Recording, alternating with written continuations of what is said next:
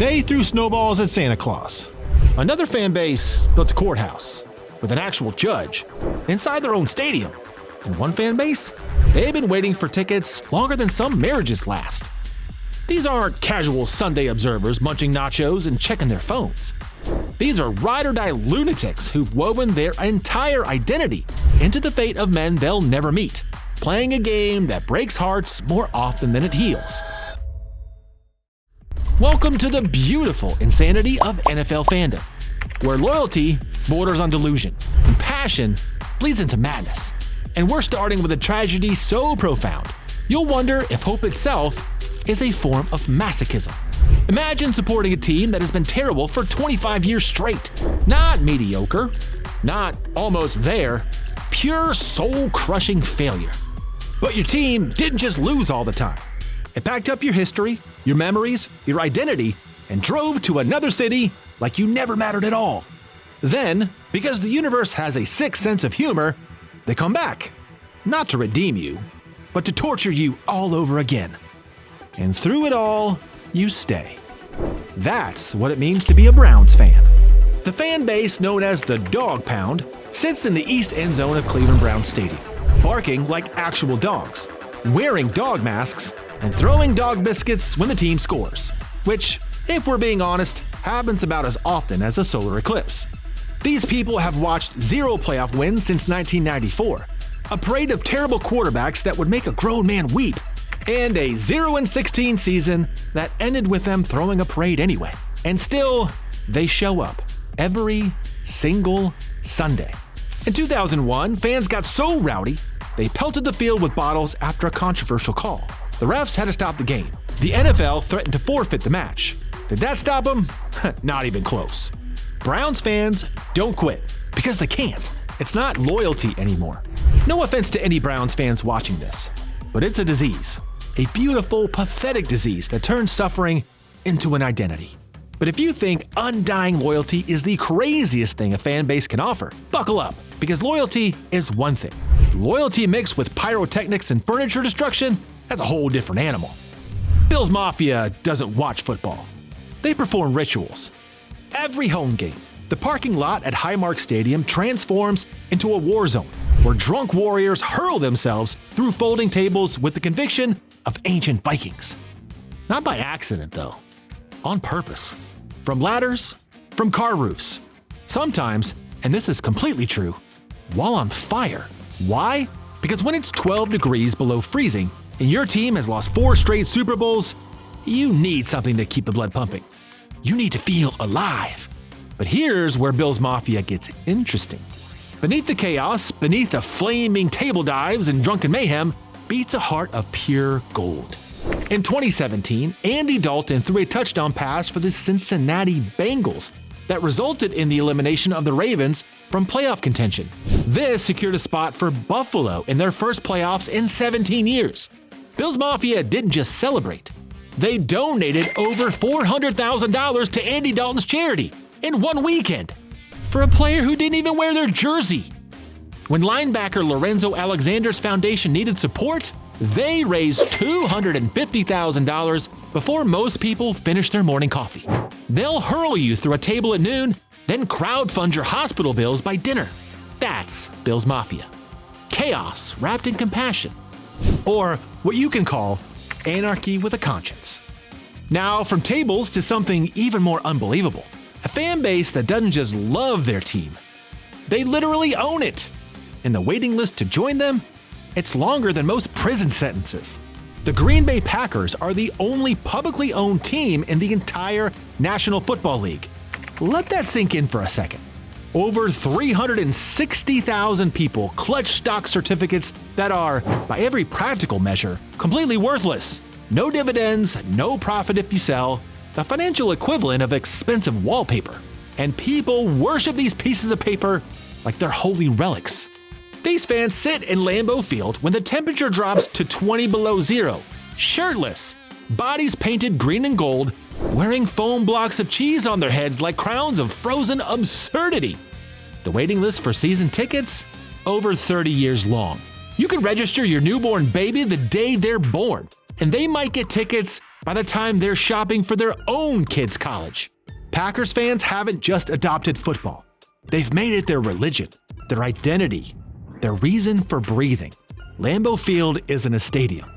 It's a frozen temple where the faithful gather to worship at the altar of Favre, Rodgers, and Jordan Love. Every game feels like a pilgrimage, every win a religious experience, every loss a test of faith. But if you think frozen devotion is intense, wait until you meet the fan base so violent, so utterly out of control, that the stadium built their own criminal justice system. It was December 15th, 1968, at Franklin Field in Philadelphia. Snow falling like judgment. The Eagles are losing again, and halftime arrives with the grim inevitability of well-known disappointment. Out walks Santa, red suit bright against the gray sky, ready to spread a holiday cheer to thousands of frozen, miserable fans. The crowd pelted him with snowballs, not a few rogue throws, a barrage. Santa Claus, the symbol of childhood joy, got absolutely destroyed by an army of drunk Philadelphians who'd had enough. The projection was rich, but it gets worse. By 1999, Eagles fans had become so uncontrollable and consistently violent that Veterans Stadium built a temporary courthouse underneath the stands with a judge and holding cells. That's right, an actual judicial system operating during games like some dystopian football nightmare. Over 60 arrests in the first season alone. They've hurled batteries at opposing players, thrown beer at visiting fans. In 2018, during the NFC Championship, they turned the stadium into a war zone against Viking supporters. And when the Eagles finally won the Super Bowl in 2018, after decades of pain, the city of Philadelphia greased every light pole with Crisco to prevent fans from climbing them in celebration. It didn't work. They climbed them anyway. Crisco-covered poles, slippery as ice, and these lunatics scale them like Spider-Man on bath salts. One man, and this was caught on camera, ate horse manure during the celebration. Eagles fans are ruthless, relentless, and completely unhinged. And they wouldn't change a thing. But if Philadelphia fans are mean, the next fan base takes intimidation and cranks it to 11 billion. They didn't just scare opponents, they became a legend whispered in locker rooms like a campfire ghost story. I'm talking about the Oakland Raiders. The black hole wasn't just a section of seats, it was a threat. Tucked into the south end zone of Oakland Coliseum, this is where the most hardcore, most costumed, most terrifying Raiders fans gathered like a biker gang that lived for football. We're talking full Mad Max gear, spikes, chains, skull masks, face paint that looked like death dressed up for Halloween. Opposing players hated going near it. Visiting fans were terrified to sit anywhere close. Why? Because Raiders fans have been involved in some of the most violent incidents in NFL history. Stabbings in parking lots, brawls in the stands that looked like prison riots.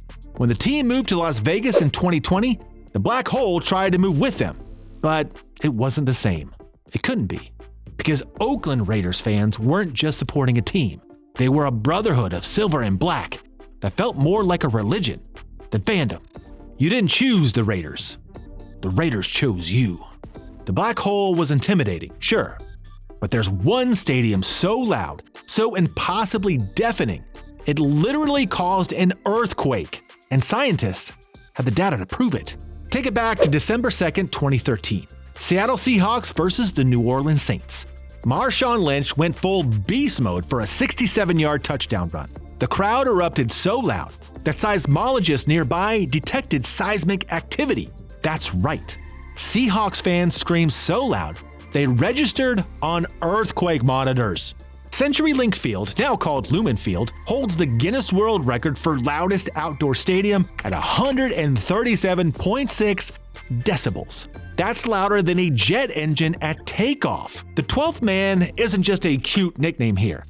It's a trademark weapon. The Seahawks literally retired the number 12 jersey in honor of their fans because they impact games as much as an extra player on the field. Opposing teams can't hear themselves think. Quarterbacks can't call plays. False starts happen constantly because offensive linemen can't hear the snap count.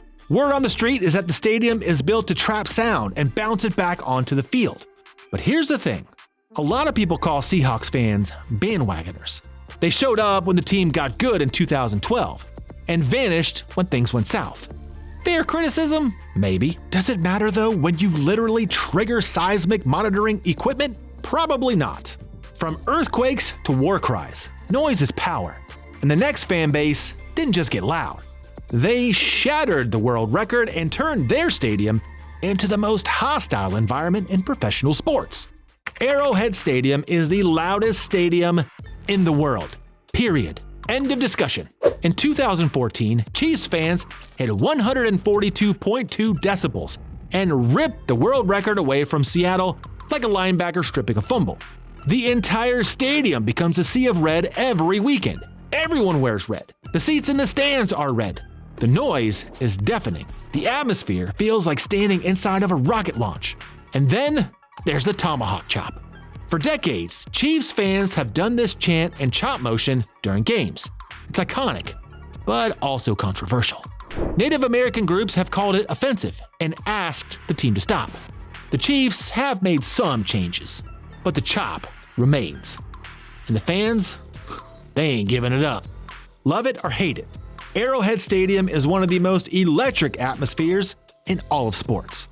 Visiting teams walk in and immediately feel like they're behind on the scoreboard. So there you have it. But if you think the fans are wild, wait until you hear about the players. Because some of them were so dominant, the NFL literally had to change the rulebook just to slow them down. Don't believe me? Go watch our other video, every NFL player who had rules made to stop them, and see which legends forced the NFL's hand. Until then, we'll see you next time.